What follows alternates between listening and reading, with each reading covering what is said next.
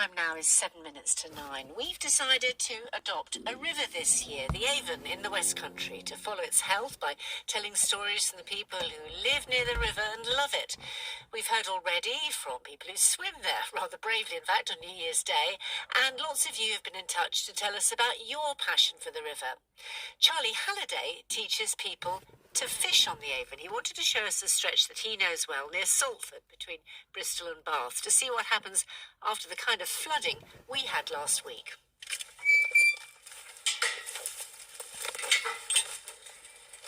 My name's Charlie and I live in Salford near the Bristol Avon, and I'm a fishing coach by profession, working with young people, often disadvantaged young people, introducing them to the joys of fishing and the environment.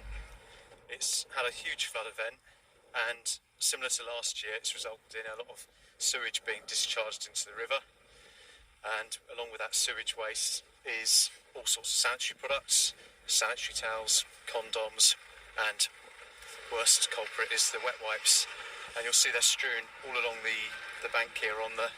There's one right there hanging on that branch, and it's quite easy to dismiss it as plastic, but it's buried in amongst all the plastic as well. So a lot of what we're seeing is the remnants of what's left when most of it's chucked out to sea. I've got friends that fish on the reefs on the Bristol Channel where the Bristol Avon leaves, and they're finding this sewage waste on the reefs there as well. So what we're seeing now is just what's caught by the vegetation along the banks. It tends to congregate around the slack areas. If it's in the main current, it goes straight out to sea, and it's these areas where we've got this dogleg bend that the water swells round and it gathers up. And I imagine most of it is actually subsurface. It settles on the bottom. So coming up to this dogleg bend, we've got wet wipes pretty much every foot or so, dropping down a metre down the bank. We've got 1, 2, 3, 4, 5, and this little area here, it's just a web of wet wipes, isn't it, around the vegetation. Yeah, especially around the thorns, because they're particularly good at picking them up. We'll look at it now, and it will be cleaned up thanks to the likes of the community groups like the Wombles that do litter picking.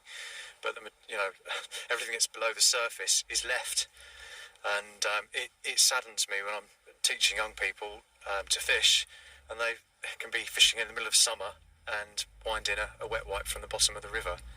This is my local river.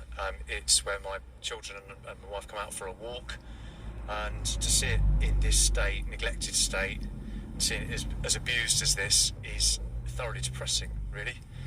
We quickly seem to become blind to it and immune to it. You see the dog walkers walking along and not battering an eyelid, and the thing is, it gets you down, and it to the point where you might not bother to do anything about it. And in fact, last year I reported the event to the Environment Agency and to Wessex Water. Nothing was done about it. They closed the event and denied it, which sort of makes you feel the next year round, well, maybe it's not worth bothering. But of course, I'm going to. It's the first thing I'm going to do. It's all too easy to become blind to the litter that's all around us. Charlie Halliday. Well, Wessex Water told us that storm overflows automatically operated last week to protect properties from flooding. They said that most overflows have screens to prevent debris making its way to the river, and now that the river level has dropped, they've arranged for a team to collect plastic, litter and other items from the riverbank. Well, in the programme today was some good news from the world of cancer. Scientists say that